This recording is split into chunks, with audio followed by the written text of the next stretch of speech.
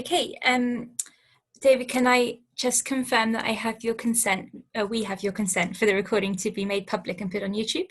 Yes, you have my consent. A quick reminder to the audience, please use Zulip rather than Zoom to ask your questions. And I think a link to the Zulip will be posted in the Zoom chat in case you can't find it. Okay, so it's my pleasure to introduce David Jao, who is a professor at Waterloo. He did his PhD at Harvard with Noam Elkies, and he's worked on many things in his life, but in recent years he's been working mostly on post-quantum cryptography and isogeny-based cryptography. Possibly his most famous paper, at least from my perspective, is on SIDH, which he co-invented with Luca De Feo and Jérôme Cloux in 2011. Which has now taken the form of Psyc, which is a second round NIST candidate in the post-quantum competition. And David has not only contributed to Psych by being a co-inventor of the original idea, but also in many other ways, including software and hardware implementation and looking at security. I'm looking forward very much to hearing his take on the current landscape in isogeny-based cryptography. All right. Thanks so much, Chloe. That was a really wonderful introduction. That I can live up to. I actually feel that I'm a little bit out of my depth here at ANTS because many of the participants here are really fine mathematicians, and I don't even know if I have a PhD from Harvard and I studied under Noam, but I don't even know if I'm that really good. I've never even sort of given a talk at ANTS before. Now, I had one paper in ANTS, but my student gave the talk. So I'll try my best. I apologize in advance if you run into tough questions that I can't answer, but that's what we're all here to do, is to try to get the answers to all these questions. I am paying attention to the chat, but it's on a separate screen, so I may not see it right away, but I do theoretically have it here. Okay, so I'm going to talk about isogeny cryptography, and I was actually asked by the organizers to talk specifically about quantum algorithms, and so that's what I'm going to try to do. Although this makes me like doubly out of my depth because I'm not a quantum person either, but I'll try my best. And I think the reason why it's important for this community in general, I think to start thinking about quantum algorithms is that things like SIDH, Psych, Seaside, if you want, their main sort of motivation is right now, I think, is that they're post-quantum, right? They can't compete classically against something like EZC, but when you sort of put in the post-quantum angle, then the whole story changes. And so in order to really convincingly argue that they are post-quantum, we need quantum analysis, of course, not just classical analysis, which everybody here is really good at, classical algorithms. But the quantum algorithms, maybe some of you are quite good at that as well. But I think it's less sort of universal sort of knowledge of the quantum algorithms. And one of the things that I want, that I hope to be able to convey is that the quantum algorithms really aren't that scary. It's just there's a few basic concepts you have to learn and sort of think about things in a little different way. But certainly any mathematician who has made this far to understand talks at ANTS could certainly contribute to the quantum algorithms landscape if there's a chance to do that. Okay, so that's what I'm going to talk about, but I'll start, of course, with sort of notations and just introducing the objects that we're going to talk about. Not that most people here don't know this, but just just for those who don't, and also just to so that we all agree on what we're talking about. So isogenies are maps between elliptic curves. If you want to take a sophisticated viewpoint, you could say they're the morphisms in the category of elliptic curves or whatever. Or you can give this sort of more down-to-earth definition. It's a rational map between elliptic curves, which maps the identity to the identity. And I didn't write it on this slide, but every isogeny is a group homomorphism. If it's rational and it maps the identity is a group homomorphism. And the kernel, the degree of an isogeny is the degree of the isogeny is a rational map. So the standard definition that we have here from algebraic geometry. Okay, so in terms of computational theory, there are there are two kinds of isogenies. There's sort of the inseparable isogenies and the separable isogenies, and they're very different computationally. So inseparable isogenies all look the same. They're like p power maps or q power maps. They're sort of Frobenius actions. So they're very easy to compute and to classify. I mean, purely inseparable. If it's like not purely inseparable and you just separate it into this purely inseparable part and the separable part. But separable isogenies are a different animal. So these isogenies are essentially all defined by their kernel. So the precise statement is that up to isomorphism, you know, every separable isogeny, well, every separable isogeny has a finite kernel, period. And well, every non-constant separable isogeny. Sorry, there's going to be lots of little details like this. And then once you have a finite kernel, that determines the isogeny up to isomorphism. And so there's this correspondence that I have here between sort of finite subgroups of an elliptic curve and isogenies with finite kernels. These are sort of up to isomorphism. They're in some sense one and the same. And we also have we also know that the degree of the isogeny is the size of that finite subgroup, that kernel, in the separable case. Okay. There is a set of formulas called Velu's formulas, named after Velu, who published it in 1971.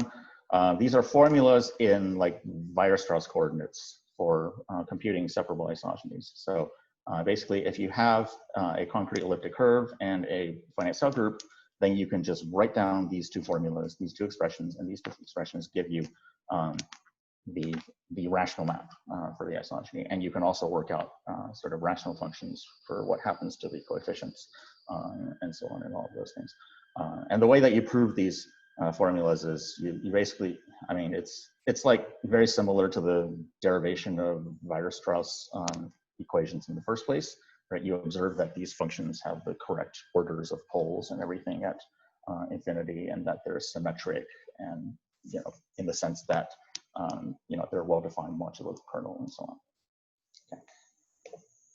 So in terms of cryptography, I want to, I guess, start with hash functions. This was the first published application of isogenies to cryptography in a constructive context. I think there have been other applications like transfer of discrete logarithms or something like that. But in terms of actually building a crypto system, the first published contribution was this hash function construction of Charles Gorin and Lauder.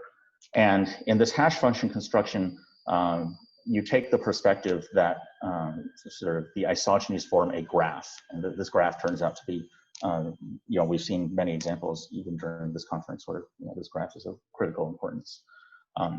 So in this graph, the vertices are your elliptic curves and the edges are the isogenies. And if you want to hash a message, then what you do is you translate the bits in the message into sort of a choice of which path to take. So here I have an example 100101, and each isogeny is like a fork in the road. In this case, imagine that there are like two isogenies, so that this graph is actually supposed to be three regular, well, mostly three regular at least. And so then at each sort of vertex, if you don't backtrack, then each vertex, there's two ways you could go, and you just use the bits of the message to decide which way to go. And so that gives you a hash function. Now this particular hash function, I will say, has not been like stunningly successful as a cryptographic construction. In fact, it's been broken by Coyle and Eisentrager and other authors. So specifically, what is broken is the second pre-image resistance of this hash function has been broken. So maybe there are still some other properties that you could salvage, but from a cryptographer's point of view, if it's not second pre-image resistant, then it's not going to be useful as a cryptographic hash function. So it's not that we use this hash function anywhere or that it's particularly useful, but just the concept of using isogenies in cryptography is something that had its start here. And then we're going to move on to public key crypto systems. So in the realm of public key crypto systems, there have been sort of a few major breakthroughs, I guess, if you can call it that. And so I've listed three of them here. Maybe you could argue there are some others, but I have to draw the line somewhere. The first one, without question, is this scheme that we call CRS, and it's named after the authors of the scheme, Kovenis, Rostovtsev, and Stolpinov, although it was not one paper, it was two different papers, but they basically came up with the same scheme. So this scheme uses ordinary elliptic curves. We'll be talking about this scheme quite a lot in the rest of the talk. And then after we invented this other scheme, which is instead of using ordinary elliptic curves, it uses supersingular elliptic curves. And this scheme is nowadays called supersingular isogeny Diffie-Hellman, abbreviated SIDH. And I call it SIDH. I do not give any pronounceable syllable to this acronym. If other people want to call it something different, they can do so, but that's my name for it. And then out of SIDH, we created Psyc, which is a sort of strengthened, I guess, version of SIDH for the purposes of this post-quantum cryptography standardization process. And then the last one that I want to highlight is this construction called commutative SIDH, which was proposed by Kastrick and other authors in 2018. So this one is pronounced Seaside, or at least it is so pronounced by the authors of the scheme, and I will respect that pronunciation. So we have CRS, SIDH, and Seaside. I have a little comparison table of these schemes here, just to sort of illustrate, and most of these I've already said before, but just to sort of have in one place for the video when it eventually gets posted, what all these schemes do. Note in particular that as some of these check marks are like orange or they're in a different color. When I have an orange check mark, it's one of those situations where it's kind of that, but not really. I couldn't really decide. For example, Seaside uses supersingular curves. Yes, that's true. Hence the S in the name, Seaside. But I give it an orange check mark because in terms of its actual security problem, it much more closely resembles CRS than SIDH. The hard problem that you're solving in Seaside is almost exactly the same as the hard problem that you're solving in CRS. So I think in spirit, Seaside uses ordinary curves, even though it technically does use supersingular curves. And similarly, the other orange check mark is, now Psych does not, strictly speaking, have public key validation, so it doesn't deserve a full check mark there. But it does have this sort of Fujisaki Okamoto transform, which is a cryptographic transform that more or less takes care of what you would need public key validation for in the specific context of key encapsulation. Okay. Now, sort of the main differences between these two are, I think, or at least the main differences that I care about are going to be in those last two columns, right? So I think a big advantage of CRS and Seaside is that they support direct public key validation, and that is sometimes important if you want to do cryptography without getting burned. But then on the other hand, a big advantage of SIDH and Psych is that the underlying hard problem is like harder to solve on a quantum computer, at least as far as we know to date. So the best or the fastest known algorithm for breaking SIDH or Psych currently as things stand right now is asymptotically exponential in the input size, whereas for CRS and Seaside, the fastest known algorithm, quantum algorithm, I should be clear, is sub-exponential in the input size. Okay. All right. So here are sort of some descriptions of the schemes. I hope this is very quick review for most people, but if you don't know these schemes already, here's how they look like. So in CRS, what you do is you choose an ordinary elliptic curve E over a finite field. I don't think it actually matters too much what elliptic curve or what finite field you use. I could be wrong, but I just thinking about it on the spot, I don't think it actually matters too much. Regardless, with an ordinary elliptic curve, you have sort of this thing that's well known to people who study elliptic curves, a complex multiplication action from the ideal. Oh, I miswrote the action. The action. Sorry, I can fix this up when I post the slides later. The action should have two inputs, of course. One input. Maybe I can fix this up like this. I can make like a circle here or something like that, and that would denote sort of a group acting on the set, right? So the point is that here we have a group, which is the class group of the endomorphism ring of the elliptic curve, and it acts on a set, and that set is the set of elliptic curves having endomorphism ring equal to your whatever endomorphism ring the curve you started with has, up to isomorphism, right? So this group acts on this set, and the way that it acts is given by the formula here in the middle of the slide. A star E is E modulo like the kernel generated by A. In this case, A is a subset of the endomorphism ring, and so the kernel generated by A, the correct interpretation is it is the intersection of all the kernels of all the elements of A. And this is a finite subgroup. In fact, even if you took like one endomorphism other than the zero endomorphism, it would be a finite subgroup. And so this intersection certainly is finite, so you can do this, right? And then key exchange is fairly simple. Once you have the action set up, all you have to do is you pick a private key, which is a group element, in this case, an ideal class in the ideal class group. And I've denoted these by the sort of fracture A's and B's here, although I don't know if they're actually all that accurate because my handwriting in fracture font is not great. Alice, for example, picks an ideal class A, and then that's her private key, and then the public key is A star E. And similarly, Bob picks B and then publishes B star E. And then the shared secret is A star B star E, which is the same as B star A star E. Right? And it doesn't matter what order you're using, either in terms of associativity or commutativity, because it's a group action and it's a abelian group. There is one sort of minor sticking point in this sort of whole story, which is that in order to practically evaluate the action, you have to use like small, well, not small ideals, but you have to use like, whoops, excuse me, I need to, one of the disadvantages of this place is my light went out because it's on a motion sensor. Okay, so you have to use ideals which are at least made up of small pieces in order to evaluate this with Velu's formula. Because if we sort of go back and look at Velu's formula, what happens here in Velu's formula, which is like, sorry, 4 slides back here, is that this sum is a sum over all the points in the kernel. And so if the points in the kernel, if the size of the kernel, which is the degree of the isogeny, is like cryptographic size, then you can't easily evaluate that sum. The sum is too big. So what you have to do is you have to use small norm isogenies, which will give you small kernels, and then you can compose the resulting isogenies, and then you'll get a big isogeny composed of many small isogenies. And in terms of like arithmetic of ideals, what that translates to is you need like a smooth ideal. Okay.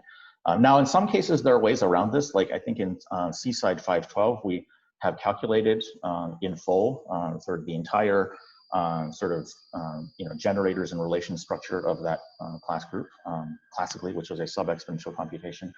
So for that particular group, we can simulate any sort of choice of A and B by using lattice reduction algorithms. But in general, you're stuck with these sort of smooth ideals. Okay. So SIDH. So now in SIDH, it's a different construction. So the whole reason why Luca and I invented SIDH was that we wanted to devise a crypto system that was fundamentally different from something like CRS, which as we will explain later has this quantum sub-exponential attack. And so we thought about how to do this. Well, actually, it was mostly me. I've been thinking about this. I had been thinking about this problem ever since approximately 2003, which was when I started my postdoc at Microsoft. If you look back at my Microsoft sort of output, among the output you will find a couple of patents that relate to crypto systems and isogenies. And those patents do not contain this scheme. They contain sort of more generally, some abstract ideas about isogeny-based cryptography, because of course, as we all know, it's perfectly possible to patent an abstract idea, even if you have no concrete realization of how to implement that idea. So we didn't come up with this scheme until much later, but I've been thinking about it for quite a long time. So in SIDH, your construction is slightly different. So you're going to choose in SIDH a super singular elliptic curve E over FP. And the prime that you're going to use needs to have a special form. So you need a prime. Oh, excuse me. There's a question here. If E is supersingular and O is a quadratic order, can we repeat the CRS construction using ideal classes? Well, yes, that is Seaside, there are other there are other constructions that also do that. There's another question. Perhaps CRS is the motivation for randomly choosing ideals of smooth norm. I guess you're talking about a sort of different discussion in one of the other sort of, I think, invited talks. There was a discussion about choosing random ideals of smooth norm. Yes, that could be one of the motivations. Okay, let me get back to SIDH. So in SIDH, you choose a prime of a special form. Here I've simplified things tremendously. The simplest possible special form you could take is just a big power of 2 times a big power of 3. And so that's what we're going to do. Okay. When you choose an elliptic curve of the special form, it is possible to arrange it so that the number of points in E over fp squared is p plus 1 squared. And for primes of the special form, p plus 1 squared is just the big power of 2 times the big power of 3 quantity squared. Right. Those of you who know elliptic curves will recognize fp squared as special in this context because every sort of supersingular elliptic curve can be up to isomorphism can be defined over fp squared. So fp squared is sort of the domain that you want to live in for all of these purposes. Right.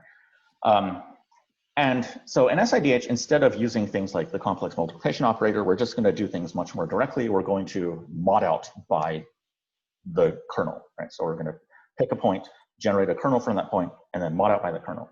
And the reason all of this works is because under this special setup where sort of the number of points on E is p plus 1 squared, which is a highly smooth number, what happens is that all of the points in this kernel are 2 things. One is that they are all defined over fp. They are all defined over, sorry, fp squared. They are all defined over fp squared. So they are defined over a field extension which is not large.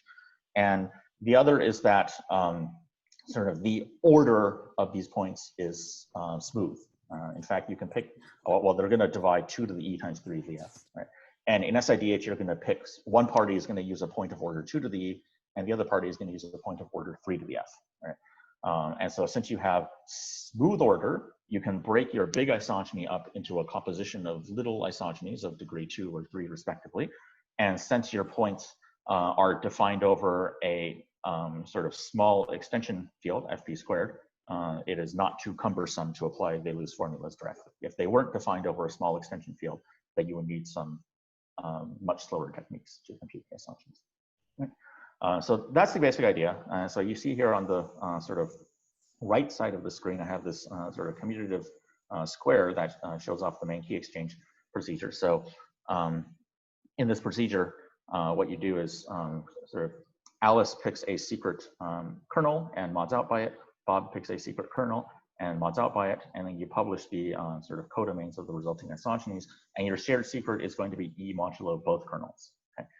So that's the abstract idea. What took 8 years to overcome is that you can't just take your somebody else's kernel and mod out your curve by their kernel or vice versa. You have to like transport each person's kernel through the other person's isogeny, and that seems very difficult in cryptography because your isogeny and your kernel are both supposed to be secret.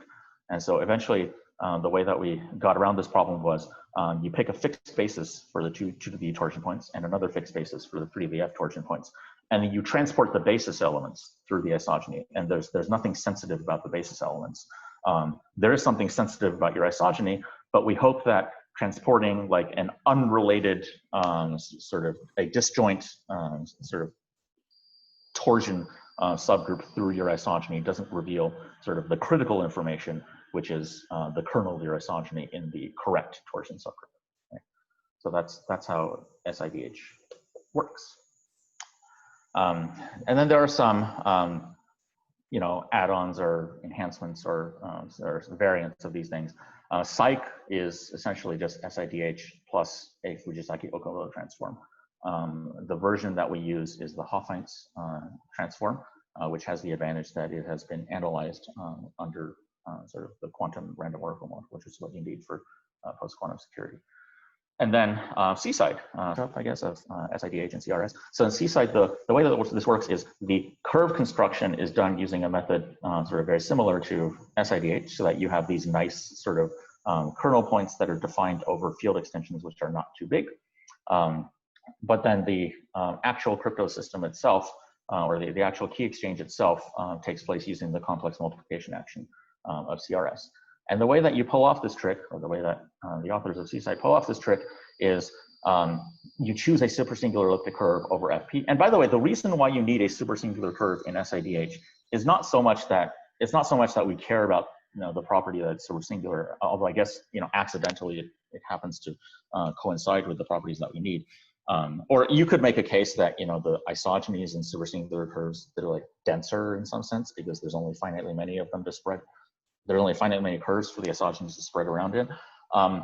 But the reason why we particularly want supersingular curves here is because in order to control the group orders so that we can arrange the torsion points to be defined over a field extension which is not too big, you need like the full torsion subgroup of cryptographic size to live inside a field extension which is not too big. And the only sort of convenient way to do this and get smooth order is to use a supersingular elliptic curve, because you can control the order of supersingular elliptic curves a lot more easily than ordinary elliptic curves when you're trying to construct concrete curves of a specified order. So in Seaside, again, you use a supersingular elliptic curve, except now you don't take just powers of 2 and 3, but you take like a bunch of primes. They're still small primes, but you just take as many primes as you need to make to like generate the whole class group, I guess, is what you need here. And then now you have a supersingular elliptic curve, so you might think, well, what happens to the complex multiplication action? It's not ordinary anymore. Well, what happens is that every supersingular elliptic curve, the endomorphism ring is a quaternion order, and a quaternion order does contain quadratic orders. So if you just look at the quadratic order inside the quaternion order, you can still do some version of complex multiplication action. And so that's exactly what happens here. Okay. All right. So that is sort of the schemes. Now I have a little table here of sort of implementation, or I guess concrete, key size and timing results for these schemes. And the reason I include this table is that I have encountered in the past sort of mathematicians, you know the math, but you don't necessarily know how these things look like in practice. So from this table, we can see that, comparing, for example, Seaside 512 and Psyc P434, which are sort of similar claimed, or at least originally claimed, security levels. The public key in Seaside is very small. It's 64 bytes, which is incredible and awesome if you need small public keys. In Psych P434, it's my sort of motion sensor went off. It's 330 bytes for Psych P434, which is still small. We have to remember that we're talking about the post-quantum setting here, and in the post-quantum setting, these are as small as you can get. Like there's no other sort of proposal that, at least certainly not in the NIST process, that comes anywhere near, well, that comes within a factor of 1.52 of these numbers. So these are really small. Okay. There's also a version on the left here I have, which is called sort of compressed Psych. And compressed Psych has even smaller public keys than regular Psych, not quite as small as the Seaside sort of figure here, but sort of about a factor or 2 smaller, maybe a little, not quite as much, but smaller than regular Psych. The reason why we don't make compressed Psych sort of the default is because it's slower, as you can see from the sort of cycle count figures that I have here. Psych takes about 10 million cycles. Compressed Psych takes, again, 50% more cycles, 15 million cycles. But Seaside is even slower, 100-some million cycles. Now, maybe these numbers have gotten better. These can only be a snapshot in time. Of course, things keep improving in terms of implementation. So I'm sure that these numbers are better by now. Don't kill me if they're not completely accurate right now. But roughly speaking, this is accurate. And I think it's certainly true that Psych is faster than Seaside. And again, in comparison to other post-quantum schemes, these sort of timings are very slow, right? Oops. that these sort of cycle counts are much slower than like lattice-based cryptography. So that's pretty much where isogeny cryptography stands in terms of sort of actual performance figures. That sort of isogenies have excellent key sizes, but quite slow cycle counts compared to lattices. I don't actually remember exactly off the top of my head sort of what the cycle counts for like the usual lattice-based crypto systems are. I want to say it's like maybe 1 million cycles or something around that size. I mean, it depends on the scheme, of course. Some could be even faster than that. Some are even slower than that, but not many are this slow. Right? So isogenies are slow. Right. So I should also mention that there is some sort of active research going on into the security of all of these schemes, especially with Seaside 512. Pikert at Eurocrypt earlier this year, published a paper which sort of casts some doubt on whether Seaside 512 actually achieves AES 128 or in this category 1 security. I'm not going to get into that debate right now. I'm just going to leave it out there that there is a debate. Okay. All right, now let's talk about quantum algorithms. So we'll start off sort of relatively easy. For SIDH and Psych, it turns out that as proposed sort of in the NIST process, the fastest known attack that we have right now, or that we know right now, is nothing more than a generic graph theoretic attack. All right, and this is actually well, from the point of view of somebody who wants the system to remain secure and usable for decades to come, this is good news. For the point of view of somebody who wants to break the system, it's very bad news. It actually seems kind of ridiculous that we have all this isogeny structure, and the fastest known attack we have ignores all of the isogeny structure and just looks at it as a graph. But that is indeed the case as far as we know right now. Right. So to attack SIDH or Psych, in terms of breaking the underlying hard problem, what you want to do is you want to compute an isogeny of degree 2 to the e.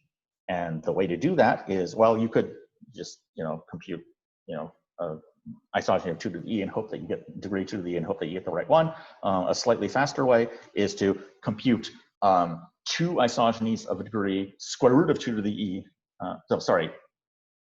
Square root of 2 to the e, which is 2 to the e over 2.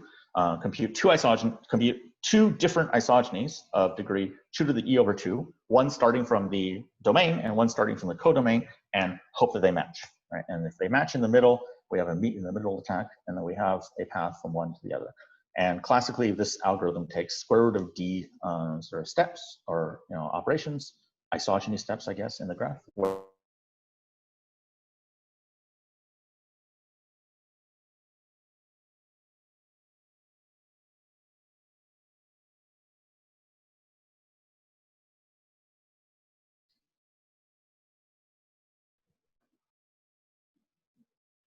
Hello?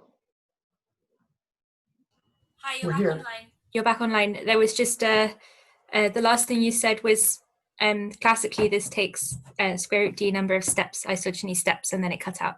Okay, sorry about that. I'll try to. Okay, so classically this takes square root of d steps, but quantumly you can do a little bit better. So on a quantum computer, you can do this thing that we call Tani's algorithm, and Tani's algorithm is, in a sense, it's based on Grover's algorithm. So Grover's algorithm is a quantum algorithm, which, very grossly simplifying, inverts a one-way function in square root of n quantum time. Right? And so what you're going to do in order to solve the isogeny problem using Grover's algorithm or Tani's algorithm is you instead of meeting in the middle, you meet like 2/3 of the way, right? So you're going to go 2/3 of the way, starting from the domain. In this case, it doesn't matter which one, but let's say the domain, and then 1/3 of the way, starting from the codomain. And for the 1/3 sort of direction, you're going to compute all of the isogenies. You're going to just brute force compute all of the possible places that you could end up. And then for each of those possible places that you could end up, you use Grover to invert the sort of one-way function that maps a path to a codomain. And then that Grover step takes square root of d time, where d is that degree. And so the square root of 2 to the 2/3 e is the same as 2 to the 1/3 z without a square root. And so you can get a sort of Q-bird algorithm in this way. And again, there is some debate as to whether or not this algorithm actually works. I think that there have been a number of papers that point out that for any plausibly realizable, parameter, machine complexities, that it would not be possible to instantiate this algorithm in a way that makes it faster than just doing the classical thing. So again, I'm not going to get into that debate, but asymptotically, this is a thing that you could consider as a quantum algorithm. Okay, so that is it as far as SIDH and Psych are concerned. There are other attacks on SIDH and Psych that that don't solve the underlying hard problem, but do things peripherally related, like active attacks, where if you send a malicious public key, then you can figure out some bits of the other person's public key or something like that. If I have time, I'll get to those at the end, but I want to concentrate on the quantum algorithms for now. Okay. So for a CRS or Seaside, here is the underlying hard problem that you want to solve. Given an elliptic curve E, and given this sort of complex multiplication operated A star E, find the original ideal class A that gets you from E to A star E, right? And again, in this case, as far as we know, the sort of fastest known attack against this particular construction does not really make use of any of the isogeny structure in this graph. All you're doing here is you're treating this as like an abstract problem involving groups and group actions, and you're just sort of trying to solve that abstract problem. So again, this situation seems a bit ridiculous to anybody who sort of wants to make progress in isogeny algorithms. That we think that there should be a way to leverage our isogeny expertise, but we just don't know it yet. But the difference here is that this generic problem has a sub-exponential quantum attack, whereas the sort of graph theory problem that Psych is based on does not have a sub-exponential or a known sub-exponential quantum attack.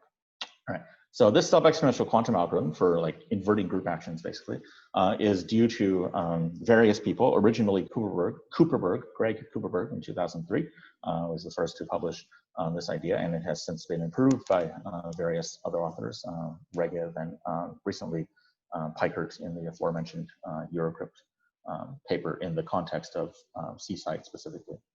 Right. So I'm going to spend sort of the rest of my time talking about how to do these quantum algorithms, right? In particular, how to invert a group action on a quantum computer. And so to start with, I'm going to just review the basics of quantum algorithms. Maybe you don't know any quantum, that's okay. If you know the math, you can easily sort of recast all of quantum mechanics in terms of mathematics, and then you just use your math knowledge and you don't need any physics. So quantum algorithms. So classically, a classical sort of memory state is something that we think of as a bit. It's either 0 or 1. But a quantum state is not like that. A quantum state is, you may have heard that quantum states are like superpositions of 0 or 1 or something like that. They're like these ambiguous, or sort of something can be both a 0 and a 1 simultaneously. And so the way that we model that mathematically is a quantum state is a point in a complex projective space. Right, so it's very simply, it's a point. You have a complex vector space, and you make it projective, mod out by scalar multiplication, and a quantum state is a point in such a projective space. Right. Since you can scale it however you want, we normally would just scale it so that it has sort of norm 1. Right? So we assume that it has unit norm. When we measure a quantum state, in other words, sort of de-ambiguate it, right? It is this superposition, and when we measure it, we're going to say, okay, so now you have to decide, are you a 0 or a 1? And maybe you're a 0, or maybe you're a 1, or maybe you have some probability of being a 0 or some probability of being a 1. The way that we formalize this in mathematics is we say, well, given a vector, we write it with respect to a basis, and then it has coefficients. And then as if our vector is is unit norm and our basis is orthonormal, then to measure it, we just sort of randomly pick one of the coefficients, and the probability that we pick a coefficient is proportional to the square of the absolute value of the coefficient, right? And since everything has norm 1, the squares of these things, they add up to 1. Right? So it behaves like a probability, as you expect. Right? Other than measurement, everything else that you do on a quantum computer is going to be a unitary operator on quantum states. So in particular, unitary operators are invertible, so all of these operations have to be invertible. So for example, I have this example on my slide here. If you want to evaluate a function, all right, the function likely is not already invertible. In order to make it invertible, what you need to do is you need to like preserve the input. Right. So what you're going to do is you have here, I have a quantum state sort of, which is a sum of I as I goes from 1 to n. So that's my quantum state. We normalize it with the 1 over square root of n over here so that it has norm 1. And then when we evaluate this, when we evaluate a function f on this input, we're just going to take all the i's and make them f of i's, right? And so they're going to be, but we don't just throw away the i's. We have to keep the i's around. If you throw away the i's, that would be a destructive operation. You would lose sort of coherence, right? So you have to make sure that unless you intentionally want to destroy coherence by measuring something, you have to make sure that your operations are all invertible like this, right? And then the last thing that sort of matters here is that when you apply a function to an input like this, the input bit and the input sort of qubits and the output qubits are entangled.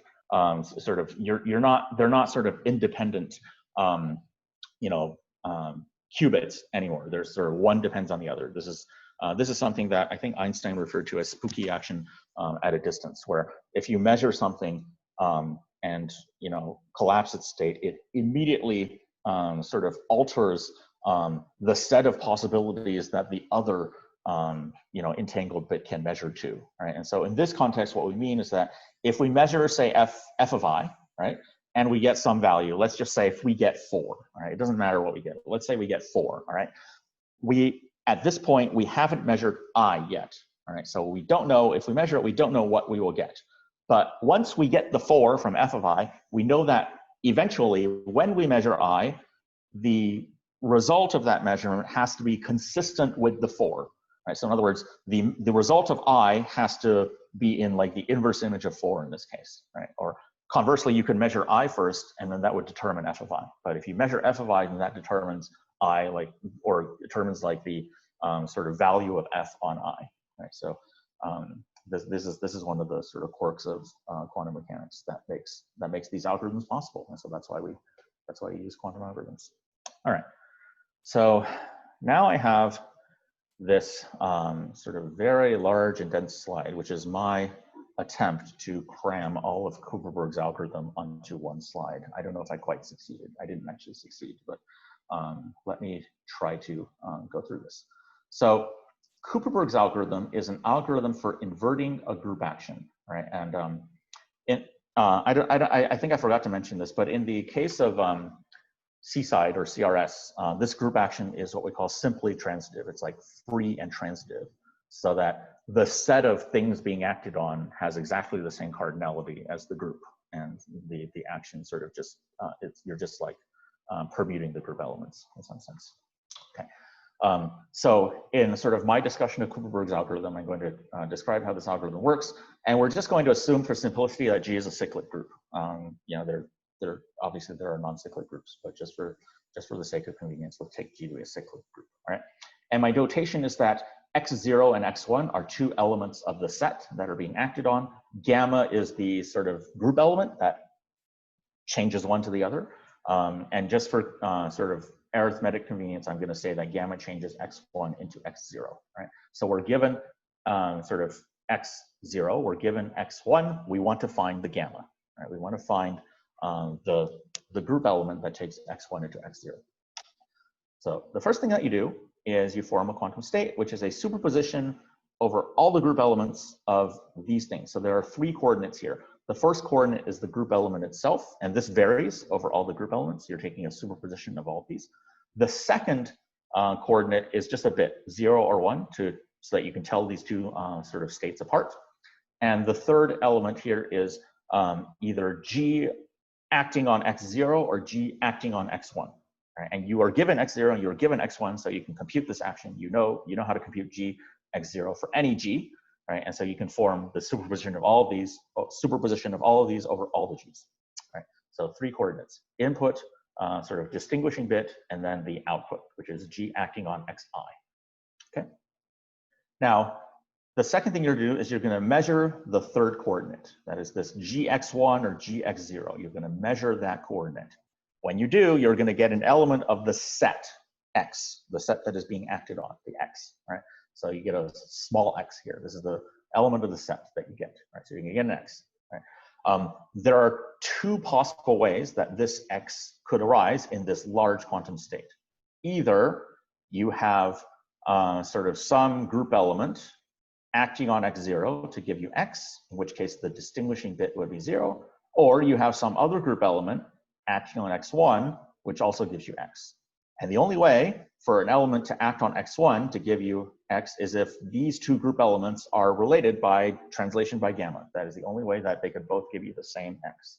Okay. So from this big quantum state involving a superposition of lots of group elements, you measure the third coordinate, and now you have only like essentially 1 bit of ambiguity left, which is, did this x come from x0 or did it come from x1, right? If you're familiar with Shor's algorithm, which is a very well-known quantum algorithm for factoring integers, Shor's algorithm does a similar thing. It sort of applies, you take a superposition over a bunch of group elements of some function, and then you measure the output of the function. So that's exactly what's happening here. Except in a Shor's algorithm, sort of when you measure it, you still have, like, I think usually you'll have more than 2 possibilities that could give you that output. Whereas here you have exactly 2 possibilities, right? And the fact that you have exactly 2 possibilities actually somewhat limits what you can do.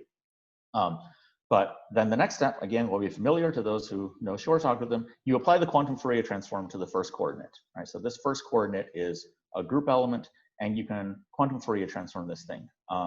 Maybe you don't know quantum Fourier transforms, but hopefully you do know Fourier transforms. These are used everywhere in number theory. So a Fourier transform, it's like a Gauss sum type of construction, right? So here zeta n, of course, is the primitive nth root of unity. And so this looks a lot like a Gauss sum, right? So you apply the quantum Fourier transform to that first coordinate, and then this gives you this object right here. Shor's algorithm works exactly the same way. You quantum Fourier transform the input coordinate, right? And then once you quantum Fourier transform the first coordinate, then you can measure the first coordinate, right? And then when you measure the first coordinate, you're going to get this sort of, what are you going to get? Well, you're going to get a k, right? And then, you know, from that, you know, you don't care about the first coordinate anymore. The only reason you measure the first coordinate is that you look at what happens in the second coordinate now. The second coordinate is, once you get the k, then the second coordinate is going to be the 0 plus the 1, but they're going to be offset by some primitive nth root of unity. Well, not necessarily primitive, but they're going to be offset by some nth root of unity. And what nth root of unity they're going to be offset by is zeta n to the k gamma, okay? So k gamma right here, k and gamma from this equation on the bottom left. You might be wondering what happens to the kg's. Well, the kg's, it's a scalar, and you know, it's a projective space. So the kg just goes away, right? It doesn't matter. All that matters is the offset. Okay. So you can get a bunch of these states. And given any 2 of these states, you can combine them. You can sort of put them together. And when you put them together means tensor product them. And when you tensor product them, that by itself is not too interesting. But then you can do this thing to the states called controlled not. Controlled not flips the second bit if the first bit is a 1, and otherwise doesn't flip the second bit, right? So you can do this controlled not operation. And then when you work out the math, this controlled not operation gives you one of 2 possibilities here at the end. It's sort of this sort of offset, you know, pair of phases. And now, once you get this offset pair of phases, you can now measure the second coordinate. And what happens is the first coordinate will be either this state or this state. So it'll either be psi of p plus q or psi of p minus q. And you can't control which one you get, but you can get one or the other of them. And you know which one you did get, because the result of the first coordinate tells you which one you got in the second coordinate. All right. So that's the big picture, is that you have a bunch of psi k's, which are these sort of phase offset linear combinations of 0 and 1. And then you can combine any 2 psi k's to get, you know, k1 plus k2 or k1 minus k2. But you can't control which one you got. All right. I'm almost done. I think I'm sort of almost out of time, but I'm also almost done. Dave, there's actually a question in the Zulip. Ah, yes. Question, is constructing these starting vectors free? Is constructing these starting vectors free? I don't know what you mean by free. It takes some time to do it. And yeah, so I mean, you write down a vector. This is the first step. Form the quantum state, blah. Yeah. Is that something I can just do, or does it require building a machine the size of a building? I mean, it does require some building, and in fact, there is an argument which you will see in Piper's paper that constructing this initial quantum state to begin with is not very much harder. Is almost as hard as just doing Kubernetes algorithm itself, right? That a lot of the difficulty is right here. And you're right. This is not super here. You know, it seems that I'm using very strongly the isomorphism between G and the cyclic group. Yes, I am. And in more general groups, sort of you would factor it into cyclic groups and then do it on each factor. I think that's the right answer there. Okay. All right. So let me just run through sort of how the rest of this algorithm works. You generate a lot of these psi k's for random k. You can combine them using random operations, like literally a random operation. It's either a plus or a minus. You can't control which one it is. And if you're sort of intelligent about this, despite the fact that you can't control the k's, despite the fact that you can't control the plus or minuses, you can arrange it so that some combination of these, given enough starting states, some combination of these will give you psi of n/2. Exactly. Okay. I guess I'm assuming here that n is even, but let's just roll with it. All right. So you get psi of n/2, and psi of n/2 is this sort of very particular offset linear combination of 0 and 1, which is a plus if n, which is a plus if gamma is. Oh, I didn't mean n here. I meant gamma. Sorry about that. I can fix that. But the point is that this is a this is a plus if gamma is even, and this is a minus if gamma is odd. And so that tells you exactly what the one bit of gamma is. And then you have to repeat this to get the other bits, right? In a similar way as sort of many other algorithms. Okay, so that is how Kubernetes algorithm works. And that is most of my talk. I have some other sort of slides here explaining other algorithms which are not quantum algorithms, for you know, finding isogenies or related objects or breaking SIDH using active attacks. And I also have some I guess I put the word future in the title. I have some thoughts about where things are going in the future, but I'm out of time for that. So if you want to ask that, feel free to do that in the after discussion. Question. The group G is assumed to be abelian. Yes, you need an abelian group in order for this to work.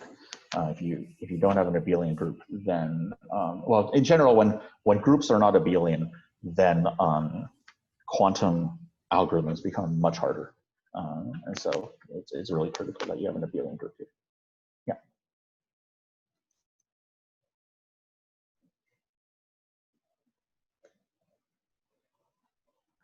There's a question from Sam. It is surprising to me that SIDH doesn't really use the fact that the endomorphism ring of a supersingular elliptic curve is an order in a quaternion algebra. How do you choose which quadratic order inside NE to use? Are some quadratic orders better than the others?